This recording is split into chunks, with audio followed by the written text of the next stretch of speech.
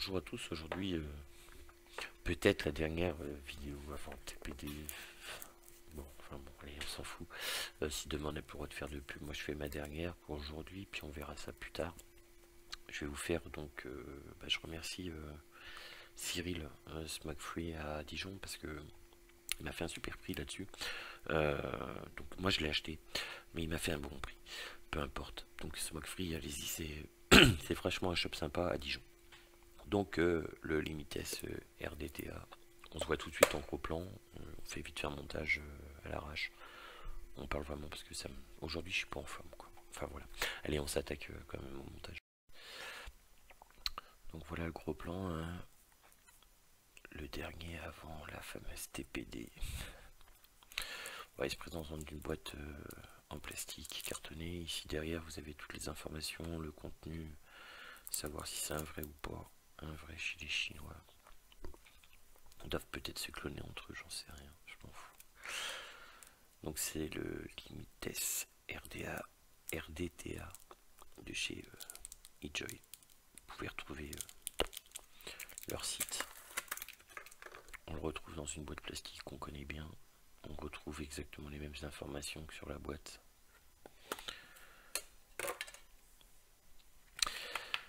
Qu'est-ce qu'il nous offre cette fois-ci, on se perd. Donc vous avez des joints rouges.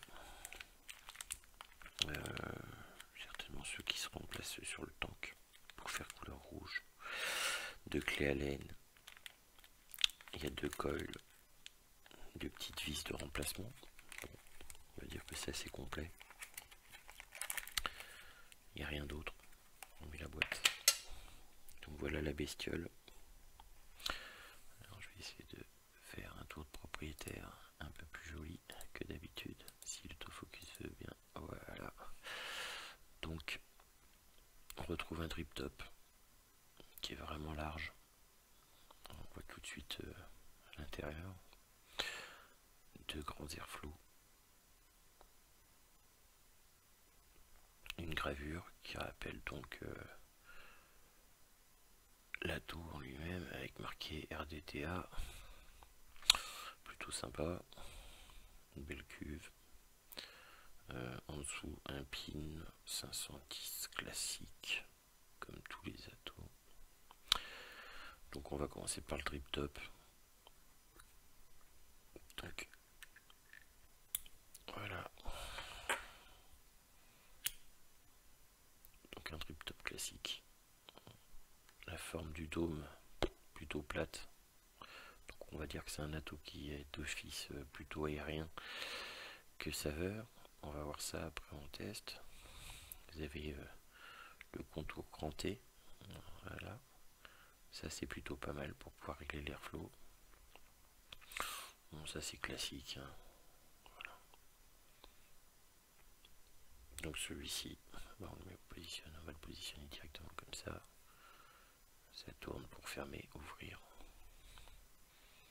Voilà, ça ferme. Airflow. Ça ouvre l'airflow. On voit tout de suite que c'est quand même pour envoyer des gros nuages. La grandeur des airflows en dit long. Sur le poste de travail, on retrouve un plateau comme maintenant un deck Velocity. Voilà. On retrouve deux O-rings. Et là, c'est la fameuse trappe de remplissage. Donc ça, c'est plutôt un point positif dès le départ. C'est-à-dire que quand vous arrivez au coil de mie, et on pourra remplir le tank. Simplement. Ça se dévisse.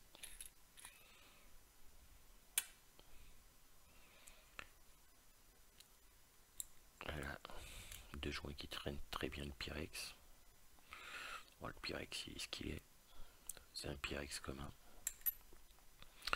Et on retrouve donc une tige complète avec le plateau de travail. Les cuves. Ça a l'air assez sympa. L'usinage est de bonne facture. Donc, tiens, on va prendre directement ça. Par mon aiguille. Clé à laine.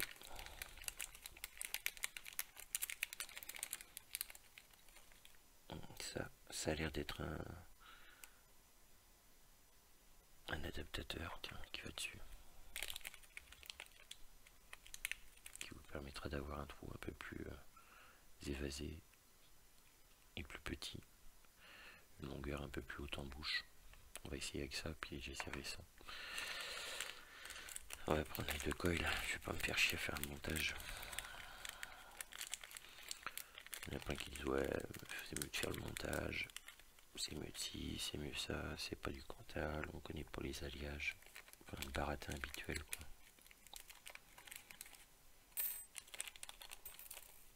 Pas me faire chier. De toute façon ça se trouve c'est peut-être même la dernière vidéo qu'on fera, hein, avec leur connerie de loi la con, la TPD.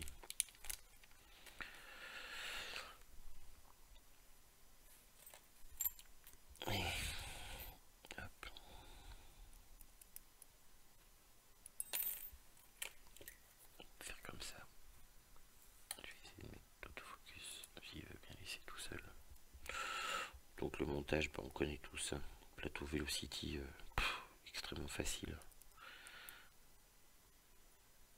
Donc là pour l'instant on va dire que pas de problème de vis. Donc on va dire que l'usinage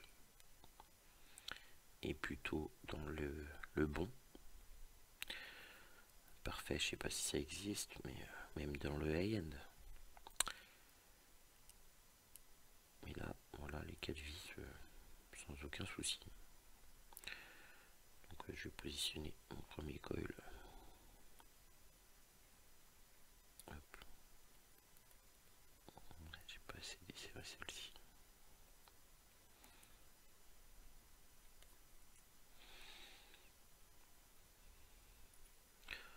En passant vite fait, je vais faire un petit coucou à Smoke Free, un Dijon. C'est vraiment un coup de cœur celui-là. Ouais. Vraiment super cool. Je vais prendre ça. Je l'ai mis. Voilà. Alors d'origine, on va dire que c'est un 1, 2, 3, 2, 5. Ils font du 2, 5. Ouais. Bon, le prochain montage, je me montrerai peut-être en 3, j'en sais rien. Je verrai. Il y en a. On peut faire à peu près tous les montages qu'on veut de toute façon sur ce type d'atout. C'est vraiment la simplicité à l'état pur. On n'est pas trop mal.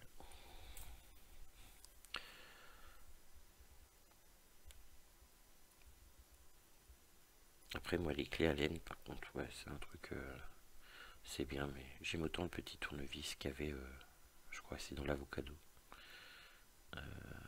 plus pratique que les clés à laine comme ça.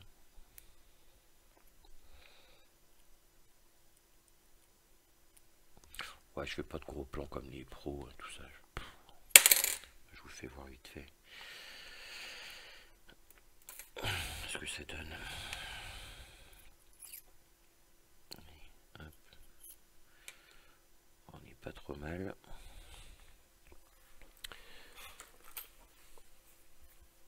Je coupe hors champ parce que là franchement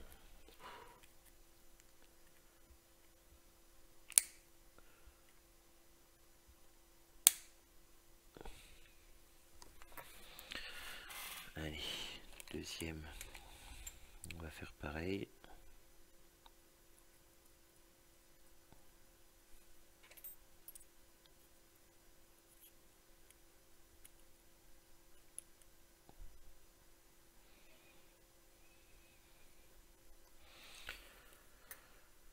Pour le deuxième, bah, j'ai mis en haut, hein, tout simplement.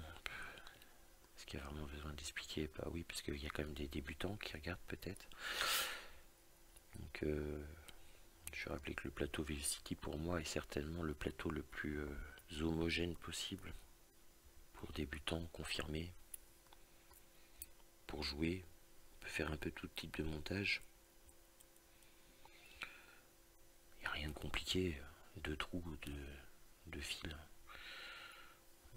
On passe les fils dans le trou, et puis voilà quoi.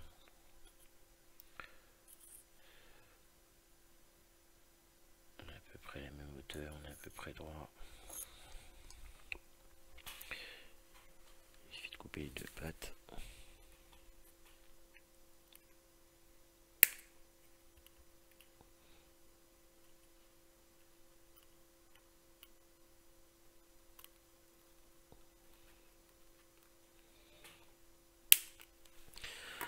Faut que je me magne, je vais pas faire une vidéo qui dure 3 heures, donc voilà ce que ça peut donner. Donc on va rejouer un petit peu avec l'autofocus. Voilà, pas trop mal. Je vais le retravailler après. On va essayer de mettre à peu près tout au niveau.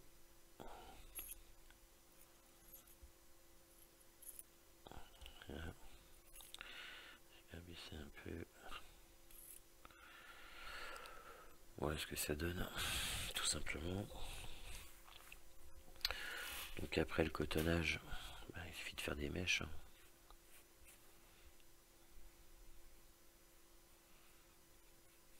Je vais essayer de faire bien aérien.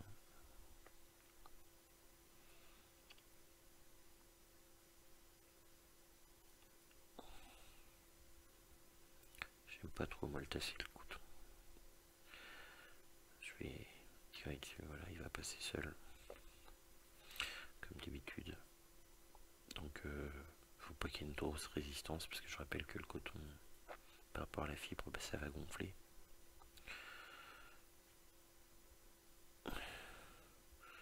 Simplement on va couper à ce niveau là pour avoir un maximum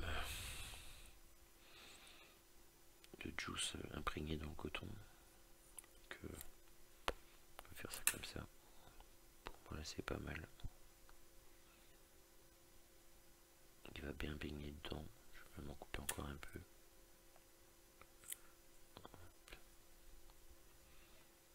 À peu près pareil. De l'autre côté on fait pareil, deuxième mèche. Donc tout de suite on peut se rendre compte qu'on ne peut pas le monter en simple coil. C'est forcément du dual coil. Donc ça va être un atout qui va certainement pomper pas mal de juice. Après je sais pas. Je l'ai ouvert devant vous, j'ai jamais essayé. Je pense que c'est pas un mauvais atout. On va dire que déjà au niveau fabrication, j'ai peut-être fait un peu court d'un côté et long de l'autre. Non, c'est juste, ça va aller.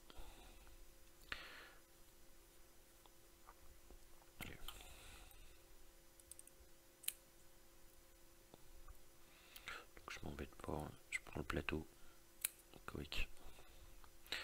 Tout simplement. On voit tout de suite si ça va aller.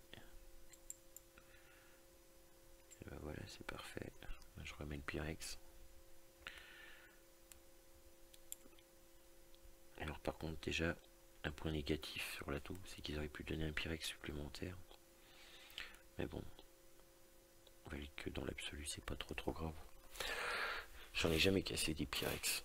Tout le monde blablate sur les Pyrex, tous les atouts que j'ai eu, même les plus fragiles. Les Pyrex, je les ai jamais pétés. Alors qu'est-ce qu'on va lui mettre dedans? Tiens, on va lui mettre le Super Vap. Caramel beurre salé. On est sur un 90-10 en VG. Donc, ouais. C'est vrai qu'il pourrait mettre un Pyrex de plus. Donc, je vais juste imbiber pour pouvoir positionner mes cotons. Ouais, c'est imbibé correctement. Moi, je fais comme ça en général. J'imbibe. Comme ça, le coton est un peu plus facile à travailler. Quand il y a des petites encoches comme ça va se placer tout seul. Donc, il y en a qui préfèrent travailler la fibre. Je suis pas trop fibre. Quand je vois le prix au kilo, qu'on parle d'économie dans la vape, on a des atouts qui consomment 10 ml jour, de plus en plus. Je Je fais que du die quasiment. Ça revient bien moins cher.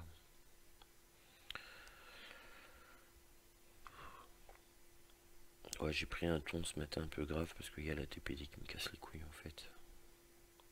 Parce que je fais partie des gens qui aiment bien partager les expériences et puis demain on pourra peut-être plus rien faire.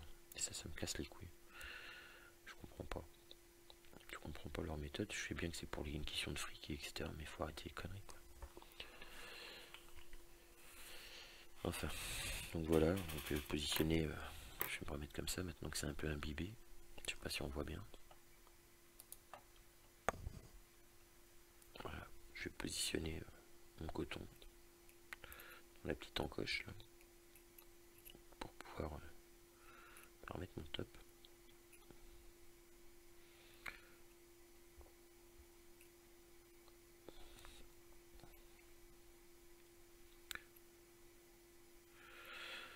On est pas mal, il suffit de remettre la partie du dessus sur le côté de préférence pour pouvoir remplir. Je vais le mettre en dessous comme ça.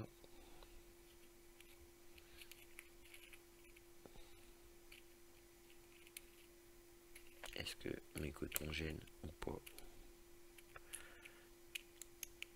Bah, vous allez voir, hein. Si j'ai mis un peu trop de coton, je vais partir de traviole. Et ben non, c'est parfait.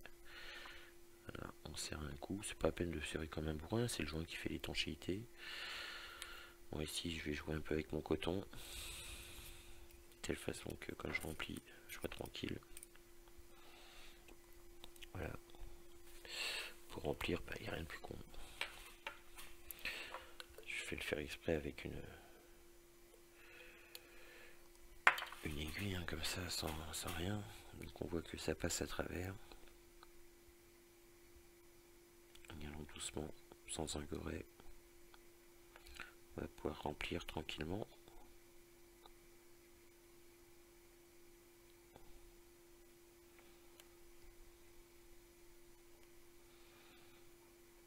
Donc là je suis sur un 90-10 VG. Donc forcément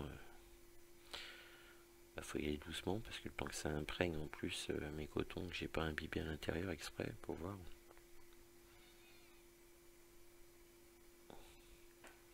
Ça remplit pas mal.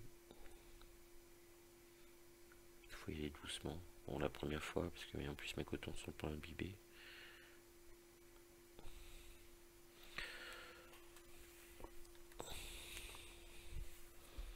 Je vais attendre un peu.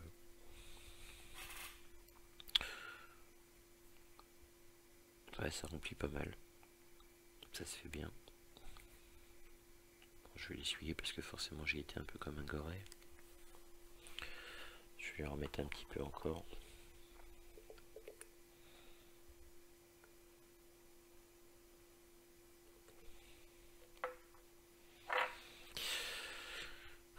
On va dire que la cuve est plus importante qu'un avocado déjà. Si je dois comparer, parce que tout le monde dit ouais personne compare, mais moi je vais comparer par rapport à l'avocado qui est un atout, je me sers beaucoup depuis que je l'ai. Bah, déjà le système de remplissage, voilà, c'est nettement plus performant que l'avocado qui était une vraie merde à remplir quand vous étiez en dual colle.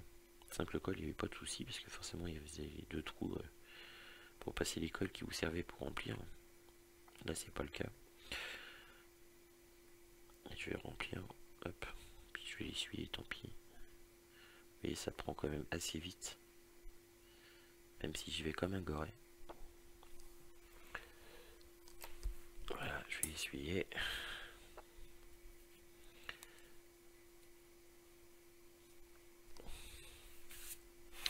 On va remettre le top.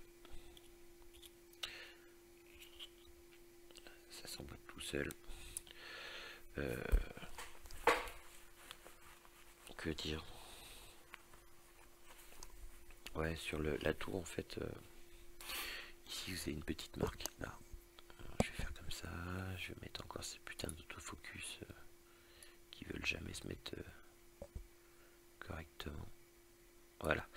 Donc ici sur la petite bague vous avez en fait une goutte. C'est là en fait où vous avez le remplissage, donc ça vous permet de savoir où est-ce que vous en êtes quand vous l'ouvrez. Pas l'ouvrir à l'envers comme ça avec le remplissage. C'est plutôt pas mal. Voilà. On va se retrouver tout de suite en plan en large, voir ce que ça vaut au niveau vape, etc. C'est pas la peine de parler 3 heures, ça suffit.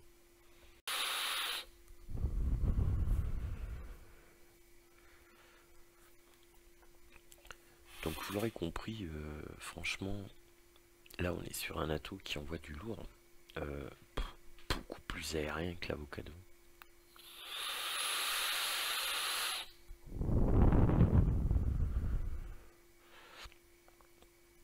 Je dirais que c'est un atout, restitution des saveurs est plutôt même bonne, voire voilà. Mon caramel beurre salé, j'aime du caramel beurre salé, je dirais qu'il est peut-être même un chouïa meilleur que l'avocado. Et pourtant, une putain d'embouchure, alors ça c'est plutôt pas mal, parce que bon, si vous êtes un vite fait, vous imbibez un peu, si vous avez un dry hit. Moi personnellement, je vais le mettre avec le réducteur. Enfin, je peux pas appeler ça un réducteur, enfin quoi que si, ça réduit quand même pas mal l'embouchure. Ça rallonge un peu la longueur de la prise en bouche.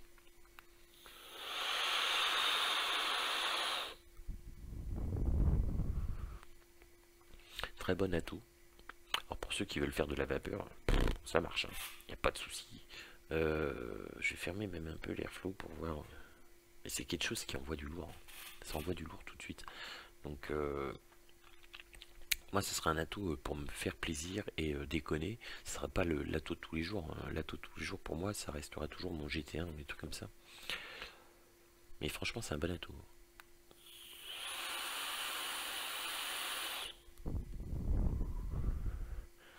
Même fermé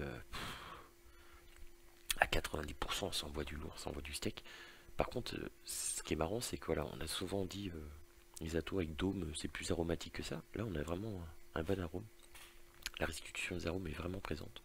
Au niveau look, moi je trouve ça plutôt cool. Franchement, ouais,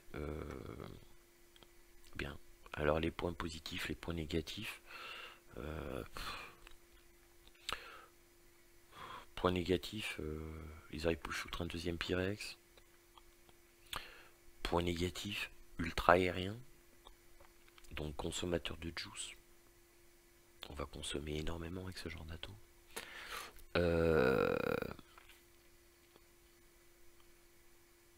Ouais, c'est les deux seuls trucs que j'ai trouvé négatifs.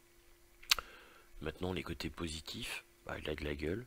Le remplissage, rien à dire, super cool. Finition, bien. Réglage d'airflow, très bien. Restitution des saveurs, plutôt positivement surpris. Et puis, bah, envoie du lourd hein, pour ceux que ça plaise. Voilà, moi j'ai rien contre le power vaping, etc. Chacun fait ce qu'il veut avec sa vape. Donc voilà, un bon atout, pas cher, je crois qu'il est entre 35 et 40 balles.